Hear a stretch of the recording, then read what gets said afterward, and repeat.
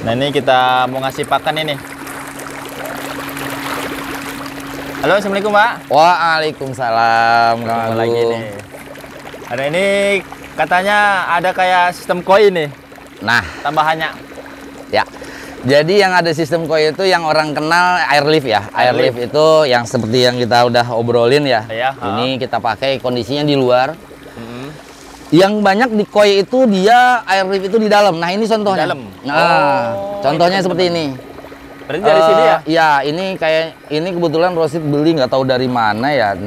Kayaknya udah agak kesumbat. Nah, itu dia bedanya DIY yang kayak YouTube sama yang produksian kita nggak pakai sumbat-sumbatan. Nah, itu contoh yang kalau yang derasnya. Nah, yang di ujung ya kelihatan ya. Nah, mana ya? Coba aku ke sana ini. Ini teman-teman nih. Ini buat tambahan nih. Kenceng ini ya, Pak?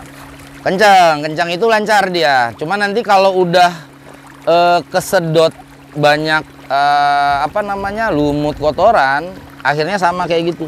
Harus dibersihkan dulu, tembak dulu pakai pompa baru bersih. Berarti posisi ini dasarnya gimana ya? Merucut apa gimana?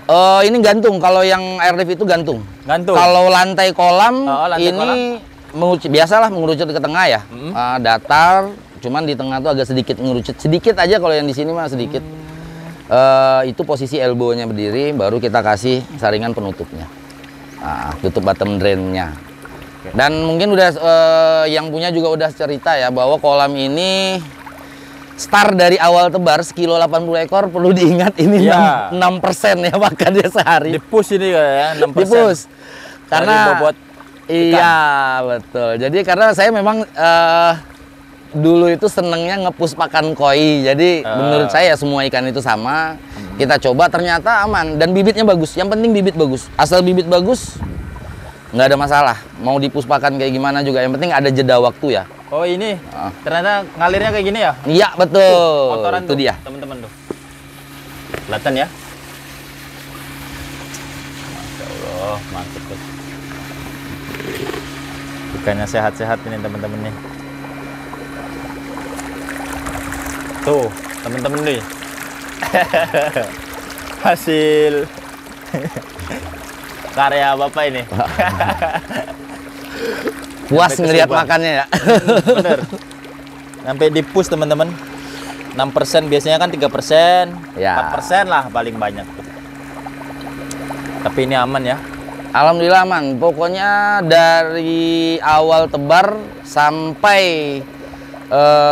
hari ini ya kematian itu yang kemarin itu gara-gara mati lampu itu aja. Mati lampu 6 ya. ekor udah, yang lainnya selama ini nggak ada kematian. Makanya saya bilang bibit berpengaruh juga itu.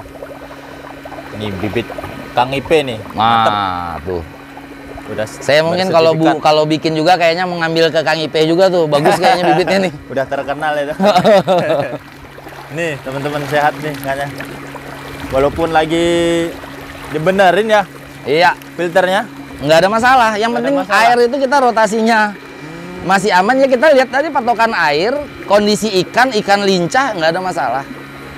Saya nggak mau yang kata orang, wah kalau lagi gini harus ini, kalau aduh ribet lah kita ngurusin. Cari yang gampang aja lah, udah. Nanti kalau udah beres berarti lebih jernih deh, Pak? Oh, lebih jernih. Ini kalau itu udah selesai, yang di sebelah sana udah selesai, paling sekitar 4-5 jam, 6 jam itu udah paling lama. Udah balik lagi ke video waktu yang pertama itu ya? Iya, yang Kang Agung ngecek pertama.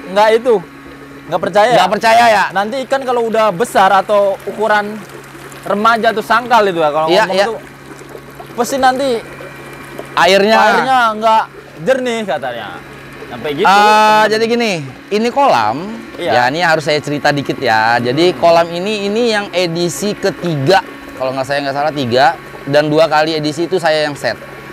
Edisi pertama A dan B itu nggak tahu siapa yang bantu Rosid. Akhirnya ketemu sama saya bantu set ulang, bangun baru tanpa media tanam.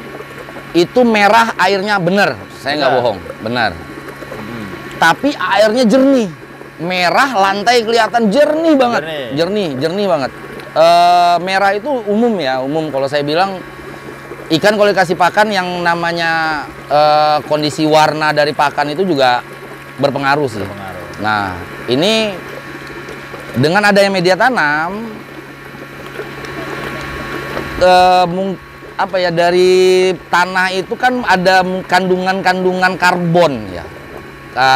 Bisa bilang kayak semacam karbon aktif, walaupun itu tidak dalam jumlah besar, pasti ada karbon aktifnya. Nah, itu yang menyaring warna. Sama kayak kita air di rumah ya. Kan ada rumah yang airnya memerah gitu kan. Ya. Pasti pakai karbon aktif buat bisa airnya bening. Barusan dikasih pakan itu, Pak. Tapi masih kuat dia. Kuat ya. Mungkin terbiasa di push 6% ya. Jadi nggak ini. Belum kenyang. Sebenarnya kalau saya sih sering Rosid, kalau mau kasih makan langsung sekali per kolam itu langsung banyak. Nanti matokinnya gampang. Kita lihat kalau itu dia habis pakan itu yang di atas itu habis nggak sampai 10 menit, ikan kuat berarti sanggup menghabisinya. Tapi kalau nggak sanggup, turunin kadar pakan. Makanya kita ketemu 6% itu ya karena mereka sanggup. Sanggup ya? Iya, betul. Ini udah skala rumahan ini juga udah kan banyak yang skala rumahan kecil banget tuh. Ya, jadi gini, kalau untuk skala ras, saya jujur bilang yang mau untuk skala rumahan ya monggo silahkan, itu tergantung pengennya masing-masing. Cuman dengan modal, ras ini punya modal. Media filter walaupun sederhana, batu ini itu segala jaring nelayan apapun itu tetap pakai modal. Daripada yang kita bilang bioflok kan bagus juga tuh, bioflok bagus, tapi kan nggak perlu ya kayak gini lah pembangunannya. Nah, filtrasinya nggak penting apa segala macam. Ya. Saya kenapa nggak fokus ke bioflok karena saya nggak ngerti cara mengukur ini itunya dan harus pakai ini obat itu. Nah, saya tipe orang yang udah action aja deh daripada harus nyari yang harus ngelihat ini itu, nggak paham. Intinya ke situ. Jadi saya ngedalamin di filtrasi aja. Berarti udah lama ya dulunya main koi Bapak ini? Dulunya saya mempelajarinya itu gara-gara COVID. Ya, makanya di Facebook pun saya kan namanya efek corona karena itu gara-gara COVID. Jadi awalnya belajar filtrasi koi. Itu juga ngabisin berapa biji kolam terpal, dibolong, filter, drum, beton, itu udah coba semua sampai akhirnya dapat punya susunan formulasi sendiri gitu. Yang alhamdulillah bisa ditempatkan buat teman-teman ya kayak Rosid. Jadi bisa kebantu lah. Sebelahnya masih lapar tuh teman-teman tuh. Masih. Masya Allah ya. Jadi menandakan ikan sehat, renangnya melawan gesit ini. Puter gitu. Mana yang punya ini ngasih pakan? Nah, ini karena airnya kecil ya Kang Anggun ya. Jadi ini airnya memang kita setel kecil, cuman untuk sekedar asal ngalir dulu. Makanya anginnya jadi kita buang banyak ke kolam. Makanya gede. Kemarin waktu pertama kali berfungsi ini filter kecil. Karena nanti kalau udah aktif lagi ya kita buka, ininya jadi gede, air keluarnya jadi besar. Bisa, itu temen-temen tuh.